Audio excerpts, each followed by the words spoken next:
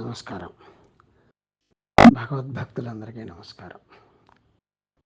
పైన కొన్ని ప్రశ్నలు ఏకాగ్రత, మనసుని శూన్యం, ఆత్మానుభూతి ఇవన్నీ చెప్పాను. అసలు ఏమిటి ఇదంతా వ్యవహారం అంటే, అసలు మానవ జన్మ ఎత్తినందుకు మన పని ఏమిటి? ఊరికనే ఇట్లా గడిపేసి వెళ్ళిపోవటమా అనే దీనికి ఎప్పుడప్పుడు భగవద్ అనుగ్రహం ఉంటే మనకి ఆలోచన వస్తుంది, ఏదో ప్రయత్నం చేయాలని. లేకపోతే ఏమవుతుందంటే మిగతా ప్రాపంచిక విషయాల్లో పడిపోయి అసలు భగవంతుడి గురించి మనం ఆలోచించం. కాబట్టి ఇక్కడ సత్సంగంలో ఉండేవాళ్ళంతా ఆలోచనలో ఉన్నవాళ్ళే కాబట్టి ఆ స్టేజ్ దాటారు. సరే, ఇంకా అసలు పాయింట్కి వద్దాం.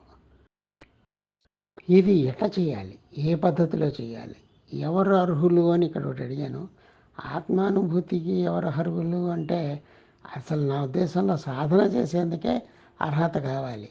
ఆత్మానుభూతి అనేది తర్వాత మన స్టేజ్. ఎవరు అర్హులు అంటే సాధ్యమైనంత వరకు ప్రాక్టికల్గా చూడాలంటే ఎవరికైతే బరువు బాధ్యతలు, రెస్పాన్సిబిలిటీసు ఇంకేమీ లేవు, ఇంకేం పని చేయటానికి పొద్దున్నుంచి ఖాళీ ఉంటుందో వాళ్ళందరూ బాగా అర్హులు. కానీ వీళ్ళే చేస్తారని గ్యారంటీ ఏం లేదు. పూర్తి రెస్పాన్సిబిలిటీస్ ఉన్నా, పూర్తి కష్టాలున్నా, ఒకసారి పూర్వజన్మ సుకృతం కనుక ఉన్నట్టయితే భగవంతుడి మీద మనసు నిలిచిపోతుంది. మహాభక్తులందరికీ వాళ్ళందరూ ఏమి ఫ్రీగా లేరు, వాళ్ళందరికీ చాలా కష్టాలే ఉన్నాయి. అయినా కిందటి జన్మలో చేసిన కర్మ వల్ల వాళ్ళు తొందరగా భగవంతుడి మీద సాధన నిలపగలిగారు. కాబట్టి ఇప్పుడు మన ప్రయత్నం ఏంటంటే, మనం ఎక్కడున్నాం, ఇప్పుడు సాధన ఏదో మొత్తాన్ని చేసాం, మనం ఎక్కడున్నాం, ఏకాగ్రత మనకు కుదురుతుందా? ఏకాగ్రత కుదురుతోంది అంటే అసలు ఏకాగ్రత అంటే ఏమిటి అంటే, మీరు మీ మనసు ఒక విషయం మీద పెట్టగలగాలి. పెట్టారా? ఎంతసేపు పెట్టగలుగుతున్నారు? మనసు అటు ఇటు పరిగెడుతోందా? అంటే మిగతా విషయాలు కాదు, ఏదో ప్రాపంచిక విషయాల మీద గంటల కొద్దీ ఆలోచించవచ్చు, అది మనకు ఉపయోగం లేదు. మనకి భగవంతుడి గురించి, బేసిక్గా భగవంతుడి గురించి ఎట్లా ఎంతసేపు పెట్టగలం అనే దాని మీద మన ఏకాగ్రత ఉంది అనేది తెలుస్తుంది. ఇప్పుడు ఉదాహరణకి అమ్మవారి మంత్రాల్లో శ్రీమత్ సింహాసనేశ్వరి అనే మంత్రమే ఉందనుకోండి. ఆ నామం మనసులో అనుకుంటూ కళ్ళు మూసుకున్నాం అనుకోండి, అమ్మవారి విగ్రహం, అమ్మవారి రూపం ఏ రకంగా ఉన్నా సరే మన మనసులో ఎంతసేపు ఉంటుంది. ఎక్కువసేపు కనుక ఉంచగలిగితే కనీసం 10-15 నిమిషాలు, మినిమం గంట 2 గంటలు, వాళ్ళంతా అదృష్టవంతులు. మనకి మొట్టమొదటి ఉందో లేదో మన కెపాసిటీ ఏమిటో మనం చూసుకోవాలి కదా. కెపాసిటీ చూసుకుంటే నాకు పెట్టిన 2-3 నిమిషాల వరకు అమ్మవారి ఫోటో చూసి కళ్ళు మూసుకుంటాంగా. కాబట్టి అమ్మవారి ఫోటో కళ్ళ ముందర కొద్దిగా ఉంటుంది, అది కళ్ళల్లో ఉండే ఇమేజ్ వల్ల ఉంటుంది తప్ప మన భక్తి వల్ల ఉండాల. ఆ ఇమేజ్ కొంతకాలమే ఉంటుంది, మ్యాక్సిమం 10 సెకండ్లు 20 సెకండ్లు కన్నా ఎక్కువ ఉండదు. అది ఆ తర్వాత ఇమేజ్ పోతుంది. అక్కడ మీ ఏకాగ్రత కనుక నిలబడితే ఇమేజ్ కంటిన్యూస్గా ఉంటుంది, లేకపోతే పక్కకి వెళ్ళిపోతుంది. ఇది ఏకాగ్రత అంటే. ఏకాగ్రత అంటే మీరు అనుకున్న ఒక టైం వరకు మనసుని దాని మీద నిలపగలిగి ఉండాలి. ఇది ఏకాగ్రత. ఈ ఏకాగ్రత ఎంతకాలం పడుతుంది? అట్లాగే ఏకాగ్రత అయిన తర్వాత దానిలోనే మనసుని పెట్టిన తర్వాత మనసుకి కొంతకాలానికి శూన్యం అయిపోతుంది. అది కూడా అంటే ఏమిటో చెప్తా. శూన్యం అయిపోయిన తర్వాత ఆ స్థితిలో ఆత్మానుభూతి ఒక రకంగా కలుగుతుంది ఒకరోజు, ఎప్పటికప్పుడు. ఇవన్నీ తర్వాత చెప్తా. కాబట్టి ముందర అసలు నేను ఒక రకమైన, నా దృష్టిలో, ఇది కేవలం నా అభిప్రాయమే, పెద్దలు చెప్పింది ఏమి కాదు, నేను మనసులో అనుకుంటూ చేస్తున్నది ఇది.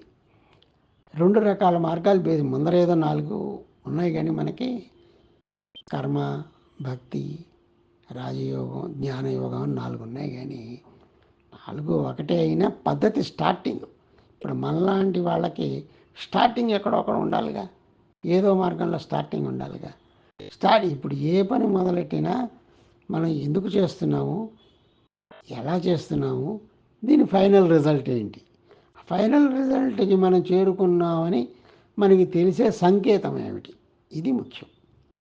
కాబట్టి ఇప్పుడు నా దృష్టిలో ఏంటంటే 2 మార్గాలు ముందర ఉన్నాయి. ఒకటి కర్మ మార్గం, రెండోది ధ్యాన మార్గం. ఫ్లో చార్ట్ ఏమిటో ముందరే చెప్తా. అంటే ఏ రకమైన మార్గంలో మనం పయనించాలి అని. ఈ రెండిట్లో ఏదైనా పర్లేదు. ఈ రెండిట్లోనూ ఒక స్థితి సాధించిన తర్వాత రెండిట్లోనూ చేయాల్సిన పని ఏంటి అంటే భక్తిలోకి వెళ్ళటం. ఇప్పుడు భక్తి అంటే నాకు భక్తి ఉంది అనుకుంటే సరిపోదు. భక్తి ఎవరి మీద ఉందో, దేని మీద ఉందో దాని గురించి తలుచుకుంటుంటే మిగతావేమీ కనబడకూడదు. ఇప్పుడు ఉదాహరణకి చెప్తాను. కృష్ణాష్టమి మొన్న వచ్చింది. కృష్ణుడు చిన్నప్పటి నుంచి పెద్దయ్యేదాకా మనకి ఆయన వ్యవహారాలే తెలుసు. కృష్ణుడిని మించిన దేవుడు ఇంకో రకంగా లేడు. ఎందుకంటే రకరకాల ఈవెంట్స్ ఉన్నాయి ఆయన లైఫ్లో. ఇప్పుడు అందరూ కేవలం శ్రీరాముడు తను స్వయంగా దేవుడు అని చెప్పకపోయినా ఆయన అందరం ఆరాధిస్తాం. ఎందుకంటే ధర్మమే పరమాత్మ అని మన ఉద్దేశం కాబట్టి, ఆయన ధర్మానికి ప్రతీక కాబట్టి. శ్రీకృష్ణుడు అట్లా కాదు, చాలా ఈవెంట్స్ ఉన్నాయి. కాబట్టి కృష్ణాష్టమి రోజు మీరు తీరిక కూర్చుని మనసులో మిగతావేం పెట్టుకోకుండా ఒక అరగంట గంట సేపు కృష్ణుడి లీలలు మనసులో ఊహించుకోగలిగారా? అట్టయితే ఏకాగ్రత ఉన్నట్టే లెక్క. ఇప్పుడు రోజు పూజ చేస్తున్నాము, రోజు పూజ అవసరం ఏమీ లేదు, అంటే అవసరం ఉంది. బట్ ఏది చేసినా ఒక స్టేజ్ వరకు ఏకాగ్రత సాధించడానికి ముందర చిత్తశుద్ధి ఒకటి ఉండాలి. అంటే కొన్ని కండిషన్స్ ఉన్నాయి. చిత్తశుద్ధి లేకుండా ఏకాగ్రత రాదు. ఎందుకంటే మనం చేసింది మనం నమ్మాలి. కాబట్టి ఇప్పుడు మనకి రెండు మార్గాలు ఉన్నాయి. ఒకటి కర్మ మార్గం, ఎలా చేయాలో చెప్తాను. ఇంకోటి ధ్యాన మార్గం, ఇది ఎట్లా చేయాలో చెప్తాను. ఈ రెండు చేసిన తర్వాత ఈ రెండింటినీ కలిపి రెండింటినీ బేసిక్గా ఉంచుకొని భక్తి మార్గం చేసుకుంటాం. భక్తి మార్గంలోనే చాలా వరకు పనులు అవుతాయి. భక్తి మార్గం కూడా దాటి దానికి తోడై నిజంగా జ్ఞాన మార్గం కనుక వెళ్ళినట్టయితే అప్పుడు భక్తి జ్ఞానం రెండు కలిసి, భక్తి లేని జ్ఞానం రెండు ఓదానికి ఒకటి ఉండాలి. లేకపోయినట్టయితే అసలైన ఫలితం రాదు. ఇప్పుడు చూద్దాం, ఈ కర్మ మార్గంలో ఏం చేస్తారు. పెద్ద వాళ్ళ కథ నాకొద్దు, నేను చేయలేను, నేను పెద్దవాడిని కాదు. మనం రోజు ఏదో పూజ చేస్తాం, ఓకే, ఒక అరగంట. ఇప్పుడు ఏంటి అంటే మనం జీవితంలో మానవ జన్మ ఎత్తినందుకు మనం కొన్ని రకాల ప్రణాళిక చేసుకోవాలి, కొంత నిర్దిష్ట సమయం కేటాయించుకోవాలి. జనరల్గా ఏంటంటే పగలు మగవాళ్ళు పూజ చేస్తున్నారు అనుకోండి, భార్య వచ్చి కొన్ని సంబరాలన్నీ సమకూర్చి పెట్టకపోతే పని కాదు, ఆవిడ పనిలో ఉంటుంది. కాబట్టి చాలామంది మగవాళ్ళు సాయంకాలం చేసేస్తున్నారు. ఎప్పుడైతే అప్పుడు ఆవిడ తీరిగ్గా ఉంటుంది కదా. కాదు, అదృష్టవశాత్తు పొద్దున ఆ పనులన్నీ చేయడానికి భార్య గారి కనుక తీరిక ఉందంటే పొద్దున పూజ చేసుకోవాలి, ఓకే, లేకపోతే సాయంకాలం అయినా చేసుకోవాలి. అట్లాగే ఆడవాళ్ళు అందరూ వెళ్ళిపోయిన తర్వాత ఒక గంట, రోజుకో పొద్దున ఒక గంట, సాయంకాలం గంట చేస్తే చాలా ఎక్కువ. సరే, ఏం చెయ్యాలి? ఇది పాయింట్. కర్మయోగంలో ఏం చెయ్యాలి? ముందర పూజను పెట్టాను, ఓకే. పూజ చేసిన తర్వాత అసలు మనం చేయాల్సిన పనులు చెప్తున్నాను. అవి మనసు మిగతా వాటికి పోకుండా ఉండడం కోసం చేసే పనులు ఇవి. పూజ ఒక పాయింట్ చేయాలి కర్మయోగంలో వాళ్ళు. రెండోది భగవద్గీత పారాయణ చేయాలి. తర్వాత విష్ణు సహస్రం, లలిత సహస్రం పారాయణలు చేసుకోవాలి. తర్వాత భాగవతం చదువుకోవాలి. మళ్ళీ భారతం చదవటం నేను పెద్ద ఒప్పుకోను, ఎందుకంటే అసలైన విషయాలు లేవు. అసలైన విషయం అక్కడ ఉంది, కానీ అది గ్రహించడానికి కన్నా మిగతా గొడవలు ఎక్కువ ఉన్నాయి. భాగవతంలో ఆ గొడవ లేదు. భాగవతంలో నిన్నే ఆయన టీవీలో చెప్తున్నారు, 5వ స్కందంలో అంత పెద్ద మ్యాటర్ ఉందని ఇంతవరకు నాకే తెలియదు. మంచి ట్రాన్స్లేషన్ కోసం చూస్తున్నాను. కాబట్టి చేసుకోవాలి. భగవద్గీత కూడా ఎట్లా చదువుకోవాలంటే ఓ పద్ధతి పెట్టాలి. ఇప్పుడు ప్రస్తుతం భక్తి యోగం నడుస్తుంది. రోజుకొక భక్తి యోగంతో మొదలెట్టి మళ్ళీ మొదటి అధ్యాయం తీసుకుని రోజు ఒక అధ్యాయం చదువుకుంటే మీ మనసు మిగతా విషయాల మీదకు పోకుండా ఉంటుంది. ఇది అలవాటు చేసుకోవాలి. తర్వాత వీలైతే రోజుకి అట్లా కాసేపు గుడికి వెళ్ళి రావాలి. ఇవి చేస్తే చాలండి కర్మయోగంలో. ఇవి ముందర మొదలెడితే మనసు ఒక రకమైన పద్ధతికి వస్తుంది. మనసు ఒక రకమైన పద్ధతి వచ్చిన తర్వాత ఇప్పుడు భక్తి యోగం. కర్మయోగం చేసేవాళ్ళు ఇది మనసుని దీని మీద చెప్పి వేరే ఆలోచనలు తగ్గిపోయినప్పుడు ఈ భక్తి యోగంలోకి ఎట్లా వెళ్ళాలంటే, భక్తి అంటే ప్రేమే భక్తి, భక్తే ప్రేమ, అంతకన్నా ఇంకేం లేదు. అంటే ఇప్పుడు సపోజ్ ఇప్పుడు చెప్పకూడదు అనుకోండి, అసలు ఎవరినైనా ఒకళ్ళని మీరు ప్రేమించారనుకోండి, వాళ్ళని తప్ప ఇంకేం ఆలోచించరు. అవునా కదా? చాలా అంతసేపు వాళ్ళ గురించి ఆలోచిస్తారు. అది యుక్త వయసులోనే కాదు, ఇప్పుడు ఏదో మనవడు పుట్టాడు, వాడు మీ ఇంట్లోనే ఉన్నాడు, పొద్దుస్తమానం వాడి ఆలోచనే కదా, వాడి మీద ప్రేమ అట్టా ఉంటుంది. వాడు ఏమడిగినా వెంటనే చేసేయాలనిపిస్తుంది. ఇది ప్రేమ. మరి భగవంతుడి మీద కూడా ఇదే ఆహారం. కాబట్టి ఏంటి, భగవంతుడి గురించి నిరంతరం నేను చెప్పిన పుస్తకాలు అవన్నీ చదువుతూ ఉంటే భగవంతుడి మీద ముందర మనసు కుదురుతుంది. తర్వాత భక్తి యోగంలో ఏం చేయాలంటే, మీరు ఇంత పెద్ద లలితా సహస్రం కానీ విష్ణు సహస్రం కానీ చదువుతూ ఉంటే దానిలో ఏదో ఒక నామం మీద మీ మనసు నిలబడుతుంది.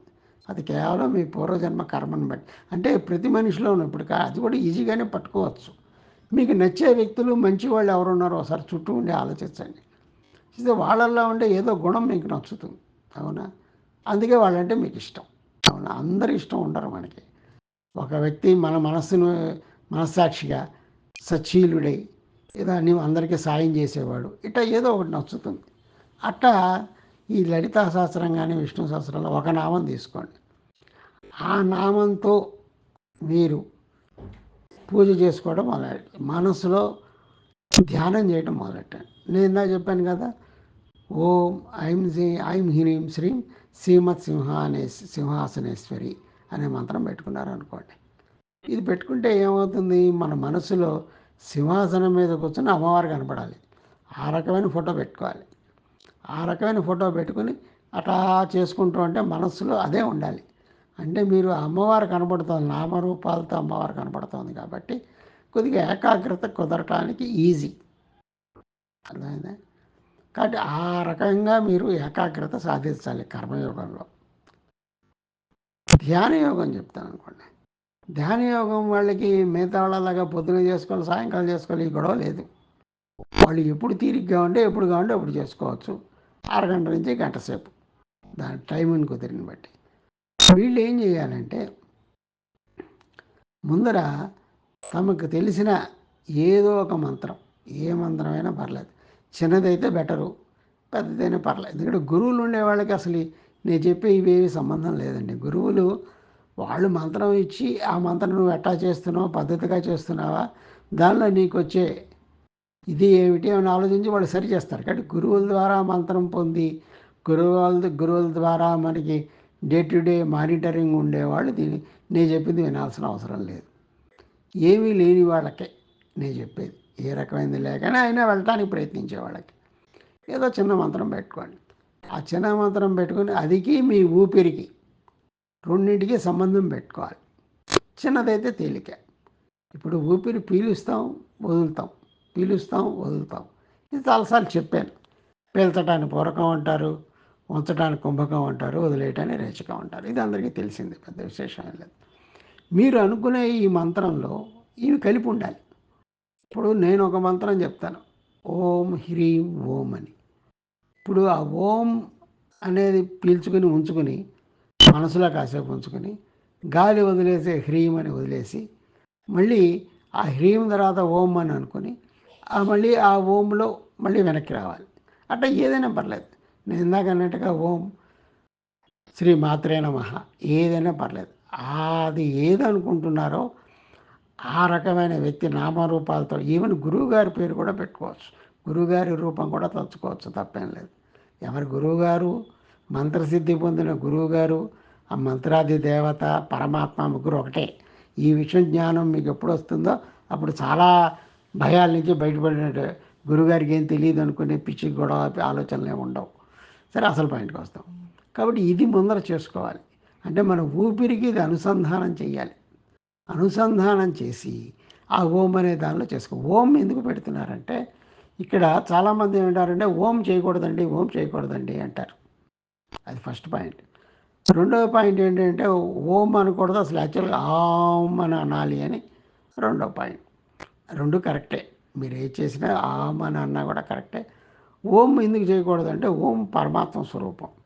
ఇప్పుడు మనం ద్వైతంలో ఉన్నాం కాబట్టి సింహాసనేశ్వరి శ్రీమాతరే నమః, ఏదో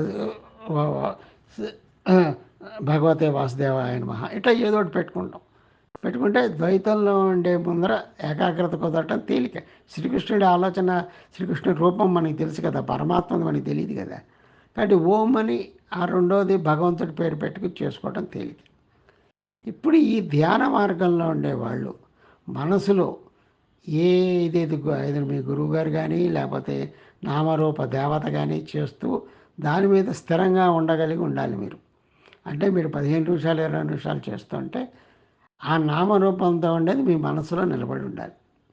ఇది ఏకాగ్రత సాధించటం. ఈ ఏకాగ్రత సాధిస్తే తప్ప మిగతా దానికి వెళ్ళలేం. ఏకాగ్రత సాధించిన తర్వాత అదే ఉంటుంది, నా మనసులో ఇంకోటి లేదు అనుకున్నప్పుడు ఇప్పుడు అసలు పాయింట్కి వస్తారు. ఇక్కడ ఇది ధ్యానంలోనే సాధ్యం. నాకు కొంత అనుభవం ఉంది కాబట్టి చెప్తున్నాను. ఈ ఓం అనేది అసలు 2 రకాలు ఉన్నాయి. అంతఃకుంభకం, బహిర్కుంభకం అని ఉంది.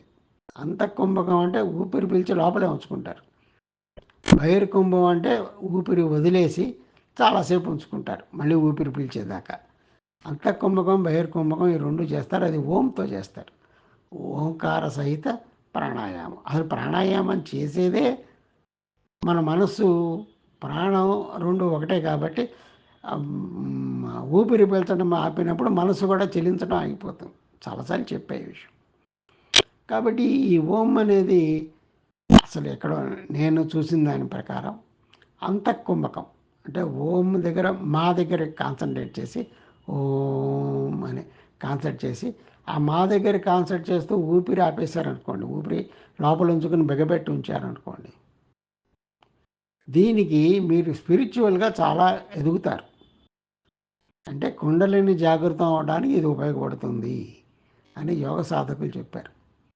అదే బహిర్కుంభకం ఉందనుకోండి, అంటే ఊపిరి ఓం అని ఆ మా దగ్గర కాన్సన్ట్రేట్ చేస్తూ ఊపిరి వదిలేసి ఉంచారనుకోండి చాలాసేపు, ఇది మీకు జ్ఞానం రావడానికి ఉపయోగపడుతుంది. ఓకే, జ్ఞానం వస్తే ఏమవుతుందంటే ముఖ్యంగా మీకు మామూలుగా ఉండే చాలా సమస్యలు తీరిపోతాయి, అర్థమైపోతుంది. మోక్షం అంటే ఏమిటి, మరణం అంటే ఏమిటి, పరమాత్మ స్వరూపం ఎవరికి వస్తుంది తెలుస్తుంది, తెలిస్తే ఎట్లా ఉంటుంది, ఇవన్నీ జ్ఞానంలో తెలిసిపోతాయి. ఓకే, కాబట్టి ముందర ఈ ఓం అంటూ అనుకుంటూ అంతఃకుంభకం బహిర్కుంభకం ఏదైనా గంట పెట్టుకుని చేసుకుంటే యోగ మార్గంలో మీరు ఆ ఓం దగ్గర ఉన్నప్పుడు ఇప్పుడు నామం లేదు, నామం పక్కన లేదు, ఉత్త ఓం ఒకటే ఉంది. మీ చెవులకి లోపల నుంచి ఓం ఓం వినపడాలి. ఇది సంకేతం, అక్కడ సంకేతం అది. ఆ ఓం మీలోంచి కూడా వినపడుతుంది గ్యారంటీగా వినపడుతుంది. నేనే చెప్తున్నాను. ఆ వినపడ్డప్పుడు అది వింటూ ఉండాలి. అది వింటూ ఉంటే అప్పుడు మీ మనసు మీ దగ్గర నుంచి పక్కకి వెళ్ళిపోతుంది. మనసు పక్కకి వెళ్ళిపోగానే మీరు ఊపిరి పీలుస్తున్నా మనసు పక్కకి వెళ్ళిపోయి ఆ నాదం వింటూ ఉన్నారు కాబట్టి మీరు మెల్లమెల్లగా సమాధి స్థితిలోకి వెళ్తారు. ఇది ధ్యానయోగంలో జరిగే పని. కర్మయోగంలో కూడా మీరు చెప్పారు కదా, మీరు ముందర ఈ భక్తి అనేది ఆ నామరూపం మీద మీరు చేస్తున్న ఓం దాని దగ్గర ఉపయోగించాలి. మీ భక్తి మనసులో నిలబడటానికి, ఏకాగ్రత కుదరటానికి, శ్రీకృష్ణుని తలుచుకుంటూ ఓం అని అనుకుంటూ శ్రీకృష్ణ పరబ్రహ్మణ్యాన్ని మహా అనుకుంటూ ఏకాగ్రత సాధించడానికి ఉపయోగించుకోవాలి. ఆ స్థితిలో మీరు ఉండగలుగుతున్నారంటే అప్పుడు ఈ ఓం అనేది నేను చెప్పుకోవాలి. అంటే ఏమైంది, మీరు ధ్యాన మార్గంలో వెళ్ళినా కర్మ మార్గంలో వెళ్ళినా చివరికి భక్తి మార్గం ఉపయోగించి చివరికి సమాధి స్థితికి వెళ్ళేందుకు ప్రయత్నాలు చేసుకుంటున్నారు.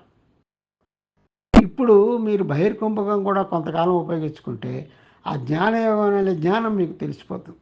అంటే వైరాగ్యం, నిస్సంగత్వం ఇవన్నీ తెలిసిపోతే ఇప్పుడు ఏంటంటే మనం ఇప్పుడు ఈ మనసు విడిపడిపోయింది కాబట్టి వాళ్ళు ఎవరితోనూ రియాక్ట్ కాలేరు. ఇప్పుడు అరుణాచలంలో టోపీ అమ్మవారు ఉందంటే ఎవరితోనూ మాట్లాడదు ఆవిడ, ఎందుకంటే ఆవిడకి మిగతా వాళ్ళతో ఆవిడకి ఏం సంబంధం లేదు. మీరు చటుకుని ఒక అడవిలోకి వెళ్ళారు, బోళ్ళని జంతువులు తిరుగుతున్నాయి, ఏ జంతువు ఫలానా లేడీతో మీకు ఏమైనా సంబంధం ఉందా? లేదు కదా. పులితో లేదు, లేడీతో లేదు, దొనతో లేదు, దేంతోనూ లేదు, నెమలితో లేదు, ఎందుకంటే వాటికి మనకి కాంటాక్ట్ లేదు. ఈ మనసు నాశనమైన వాడు సమాజంలో ఉండదు, అందరు మనుషులతోనూ వాడికి కాంటాక్ట్ ఉండదు. కాబట్టి ఈ రకమైన పద్ధతి చేసుకుంటూ ఆ ఓం అంటున్నప్పుడు ఆ చివరిలో మా దగ్గర మీకు ముందర ఆ నాదం వినపడాలి, నాదం తర్వాత లోపల నుంచి ఓం వినపడాలి. ఏ మార్గంలో వెళ్ళినా ప్రస్తుతం ఇక్కడ దాకా రావాలి. వస్తే తర్వాత అదే చెప్తారు, భగవంతుడు ఉన్నాడు, గురువులు ఉన్నారు, ఈ జన్మలో ఇది చేసుకుంటే గొప్ప విషయం. నా ఉద్దేశంలో ఇవన్నీ చేయటానికి మీకు 5-6 నెలలు సరిపోతుంది ఓ స్థితికి రావడానికి. నమస్కారం.